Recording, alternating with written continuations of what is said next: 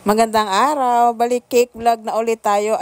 Balik voice over na ulit tayo ngayon. Medyo matagal-tagal din ako hindi nakapag voice over. Kung natatandaan ko ay parang bago pa ata magpasko iyon. Itong ating mga video ay puro bento cake lamang itong aking gagawin. Kaya magkukwento na rin muna ako na nangyari sa akin noong dumating ang Pasko. Masyado atang nagulat ang aking katawan na talaga naman ngang bumigay nga. Simula kasi December 21 at 22, ayun, puro luto yung aking ginawa doon. At pagdating nga ng December 23, ay nag-umpisa na rin nga ako mag-crumb coat ng mga cake. At yun nga ay mismong araw nga ng aking kaarawan ay talagang hindi na nga rin nga ako nakapaghanda. Talagang inasikaso ko na nga yung paggagawa nga ng ating mga Christmas cake. Medyo dumami rin kasi yung aking mga ginawa na Christmas cake dahil nga nagawa rin nga kami ng mga cake na ipamimigay namin sa aming mga ninong at ninang. Tapos nung 24 naman, ayun nga, at pinagdi-deliver na namin yung iba mga cake at yung iba naman ay for pick up naman. Pagka-deliver nga namin nung aming mga pinamigay, ayun, nagpahinga lang ako ng konti at ayun, start na ulit ng paggagawa para naman sa 25. Medyo marami din nga ganap ng 24, talagang hindi na nga lang din talaga nakapag-update.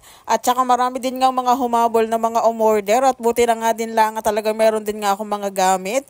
At yun nga, at thank you din kasi karamihan ng mga umorder sa akin ay mini tutor yung kanilang mga in-order. Kaya kung napansin nyo, nung Pasko talaga ay halos puro mini tutor yung aking napa-order. Kaya nung 24 ng gabi ay talagang tinapos ko na lahat yun assemblein. At nung kinaumagahan na lang ng 25, saka ako naglagay ng mga topper. At kailangan ko rin nga tapusin yun ng 25 ng umaga dahil alas 10 nga ay aalis naman kami para maghawak nga noon sa binyag. At buti na din lang talaga at meron na nga akong chiller dahil yung iba nga na hindi pa napipick up ay iniwan ko na lang muna dito sa bahay. At hinabilin ko na nga lang dun sa aking biyana na kapag kami nag-pick up nga ay siya na lang yung magbibigay. Pagkatapos nga namin doon sa mga nabinyagan nga ay umuwi na rin nga kaagad ako noong hapon dahil nga talagang sumasakit na ang aking ulo dahil nga ako ay antok na. O diba, Paskong Pasko noon talaga at ako ay natulog nga laang. Kahit noong 26 din ay talagang halos natulog din lang ako maghapon dahil yun nga talaga ay talagang bumigay na talaga ang aking katawan at ako nga ay tinarangkaso na. Mabuti na nga lang at wala rin akong pa-order noong 26 hanggang 30 at kayun nga at nakapamahinga.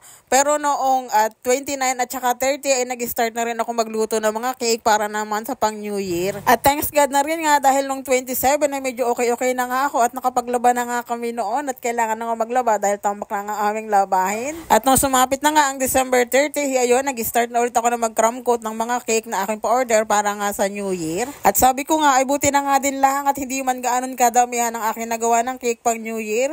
At sabi ko nga ay tama-tama din lang at baka nga kako ay magkasakit na naman ay sobra na, tama na kako. At nung pagka December 31 ng umaga ay natapos ko na ngayon mga cake. Kaya nga lang ay merong pang ilan-ilan na humabol at ayun nga, buti na nga din lang at meron pa akong extra na cake na na-bake.